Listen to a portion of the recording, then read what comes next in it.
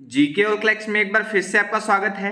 दोस्तों आज है 3 अगस्त और 3 अगस्त 2023 से करंट अफेयर्स से जितने भी प्रश्न जो कि प्रतियोगी परीक्षाओं की दृष्टि से महत्वपूर्ण होंगे उन सभी के बारे में हम डिस्कस करेंगे। साथ ही हर क्वेश्चन से रिलेटेड इंपॉर्टेंट फैक्ट की भी चर्चा करेंगे। आज की वीडियो की पीडीएफ फाइल आपको वीडियो के डिस्क्रिप्शन में मिल जाएगी।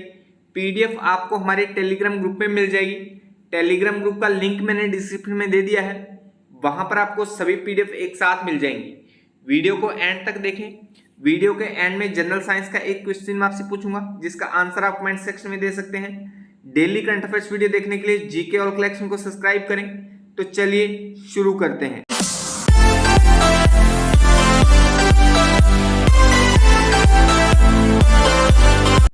आज के लिए पहला प्रश्न है, माइक्रोसॉफ्ट इंडिया और दक्षिण एशिया के नए कॉर्पोरेट वाइस प्रेसिडेंट के रूप में किसे नियुक्त किया गया है? Who was appointed as the new corporate vice president of Microsoft India and South Asia? तो अभी पुनीत चंदोक को माइक्रोसॉफ्ट इंडिया और दक्षिण एशिया के नए कॉर्पोरेट वाइस प्रेसिडेंट के रूप में नियुक्त किया गया है। तो ए ऑप्शन इसका सही हो जाएगा। चलिए इसके बारे में और जान लेते हैं। माइक्रोसॉफ्ट ने पुनीत चंदोक को 1 सितंबर 2023 से माइक्रोसॉफ्ट इंडिया और दक्षिण एशिया के नए कॉर्पोरेट वाइस प्रेसिडेंट के रूप में नियुक्त किया है। उन्हें अनंत महेश्वरी से, जो कि अभी इससे पहले माइक्रोसॉफ्ट इंडिया के अध्यक्ष थे, सितंबर 2023 तक के समय से कार्यात्मक जिम्मेदारियों को संभालने का दायित्व सौंपा गया है। वे माइक्रोसॉफ्ट के व्यापारों को दक्षिण एशिया में बांटने का नेतृत्व करेंगे, जिसमें बांग्लादेश, भूटान, मालदीव, नेपाल और श्रीलंका जैसे देश शामिल होंगे। तो इस प्रश्न से आप इतनी सी जानकारी ध्यान में रखिए। अच्छा, माइक्रोसॉफ्ट इंडिया की हमने बात की है, तो माइक्रोसॉफ्ट इंडिया के बारे में देखिए।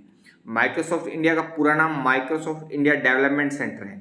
लोगो आप देख पा रहे हैं, प्रकार निजी है, उद्योग कंप्यूटर सॉफ्टवेयर है। माइक्रोसॉफ्ट इंडिया की स्थापना 1990 में हुई। मुख्यालय हैदराबाद भारत में है।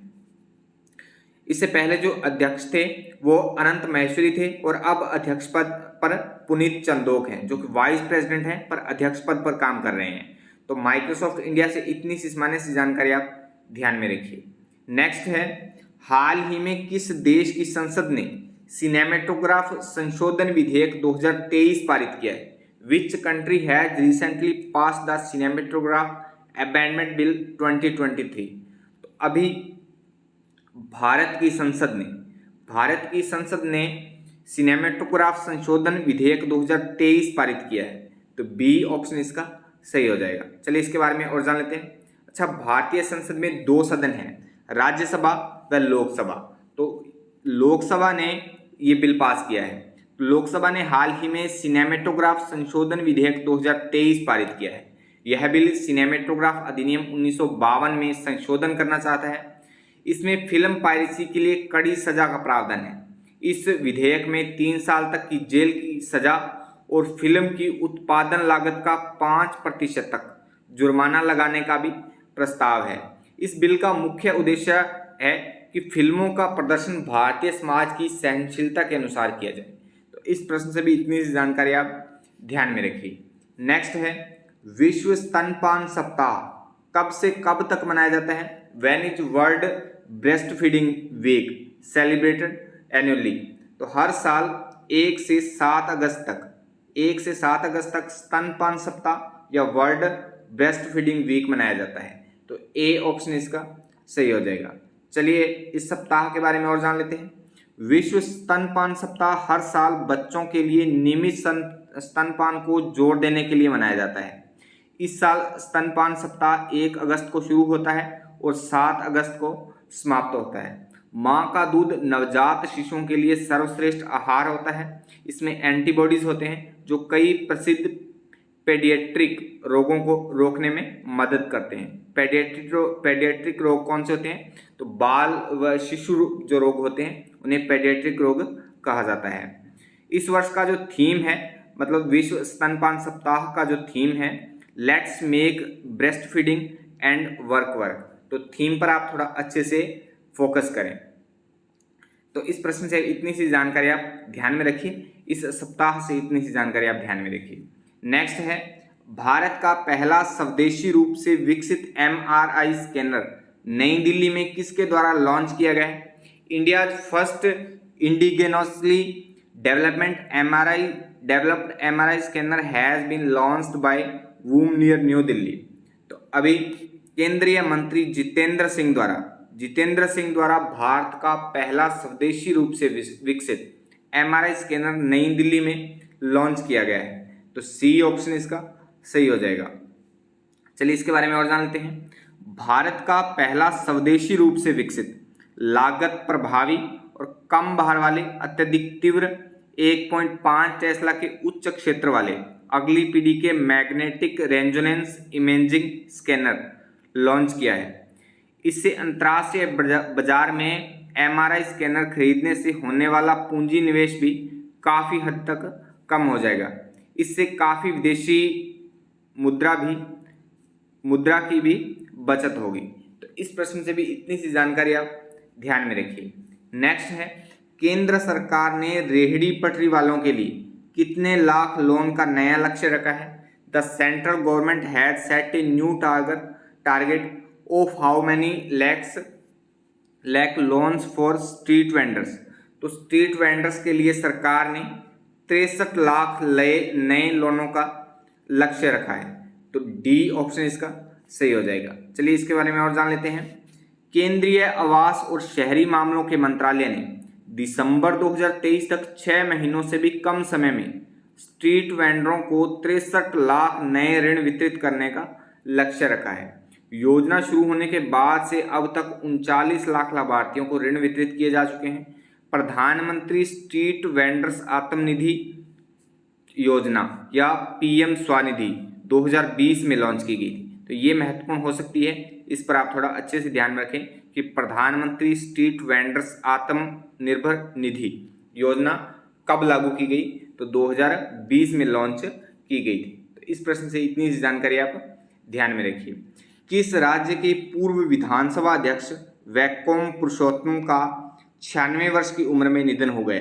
विच state has passed away the age of 96 of the first assembly president Vaikom Purushottam. तो केरल के पूर्व विधानसभा अध्यक्ष वैकोम पुरुषोत्तम का 96 वर्ष की उम्र में निधन हो गया है। तो बी ऑप्शन इसका सही हो जाएगा। चलिए इनके बारे में और जान लेते हैं। वैकोम पुरुषोत्तम आप देख पा रहे हैं, केरल विधानसभा के 2 बार अध्यक्ष रह चुके वैकोम पुरुषोत्तम का 96 वर्ष की आयु में निधन हो गया है। पुरुषोत्तम ने 1952 में रेवोल्यूशनरी सोशलिस्ट पार्टी यानी RSP के कार्यकर्ता के रूप में अपना राजनीतिक जीवन शुरू किया था। श्री पुरुषोत्तम ने अंडमान निकोबार में उपराज्यपाल के रूप में और मिजोरम और मेघालय में राज्यपाल के रूप में कार्य किया। तो इस प्रश्न से भी इतनी सी जानकारी आप ध्यान में रखिए। नेक्स्ट है, अमेजन इंडिया द्वारा किस झील पर पहला फ्लोटिंग स्टोर खोला जाएगा? On which lake the first floating store will be opened by the Amazon India. तो अमेजन इंडिया द्वारा डल झील पर पहला फ्लोटिंग स्टोर खोला जाएगा। तो सी ऑप्शन इसका सही हो जाएगा। डल झील जो है वो जम्मू कश्मीर में है। तो ये भी थोड़ा सा आप ध्यान में रखें, जम्मू कश्मीर में है डल झील जहां पर अमेजन इंडिया द्वारा पहला फ्लोटिंग स्टोर खोला जाएगा। तो सी ऑप्शन इसका सही हो जाएगा। नेक्स्ट है, सर्वाधिक अरबपति विधायकों की सूची में शीर्ष पर कौन सा राज्य है? विच state has top the list of most billionaire legislators. तो सर्वाधिक जो अरबपति विधायकों की सूची है, मतलब सर्वाधिक जो अरबपति विधायक हैं वो कर्नाटक में है। ए ऑप्शन इसका सही हो जाएगा। चलिए इनके बारे में और जान लेते हैं।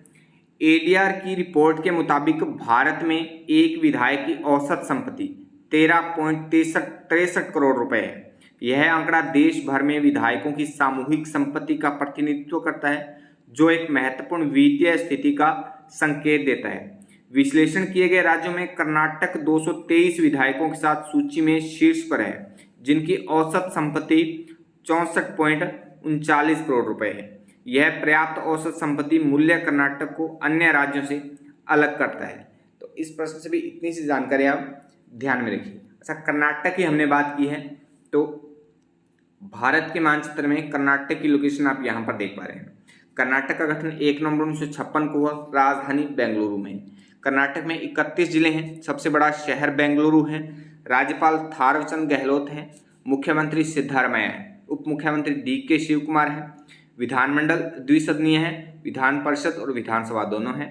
विधान परिषद में 75 सीटें हैं और विधानसभा में 224 सीटें हैं। राज्यसभा में 12 सीटें हैं और लोकसभा में 28 सीटें हैं। तो कर्नाटक के बारे में इतनी सी सामान्य सी जानकारी आप ध्यान में रखिए। नेक्स्ट है, किस देश के क्रिकेटर ऑलराउंडर मोइन अली ने टेस्ट क्रिकेट से संन्यास की घोषणा की है? Which countries cricketer allrounder Moeen Ali announce retirement from test cricket? तो अभी इंग्लैंड के क्रिकेटर जो कि ऑलराउंडर हैं मोइन अली ने टेस्ट क्रिकेट से संन्यास की घोषणा की है। तो ए ऑप्शन इसका सही हो जाएगा। नेक्स्ट है, हाल ही में किसने FISU वर्ल्ड यूनिवर्सिटी गेम्स 2023 में स्वर्ण पदक जीता है? Who has recently won gold medal in FISU world university game 2023? तो अभी ऐश्वर्या प्रताप सिंह तोमर ने FISU वर्ल्ड यूनिवर्सिटी गेम्स 2023 में स्वर्ण पदक जीता है। तो सी ऑप्शन इसका सही हो जाएगा। अच्छा, कल की वीडियो का चैलेंज क्वेश्चन था, डायलिसिस का प्रयोग किस रोग के इलाज के लिए किया जाता है? तो इसका सही आंसर था ऑप्शन सी, किडनी या गुर्दा रोग के लिए। किडनी या गुर्दा रोग के लिए डायलिसिस का प्रयोग किया जाता है। तो सी ऑप्शन इसका सही था। आज की वीडियो का चैलेंज क्वेश्चन है, बच्चों में BCG का टीका किस रोग के प्रतिरक्षण हेतु लगाया जाता है? तो इस क्वेश्चन का आंसर आप कमेंट बॉक्स में कमेंट करके जरूर बताइए। चलिए आज के लिए बस इतना ही। आज की वीडियो आपको कैसी लगी कमेंट करके जरूर बताएं। चैनल पर नए हैं तो जीके और कलेक्शन को अभी सब्सक्राइब कर लें, क्योंकि जीके संबंधी इसी तरह की वीडियोस आपको यहाँ पर मिलती रहती है। कल मिलते हैं इसी समय, तब तक के लिए जय हिंद, जय भारत।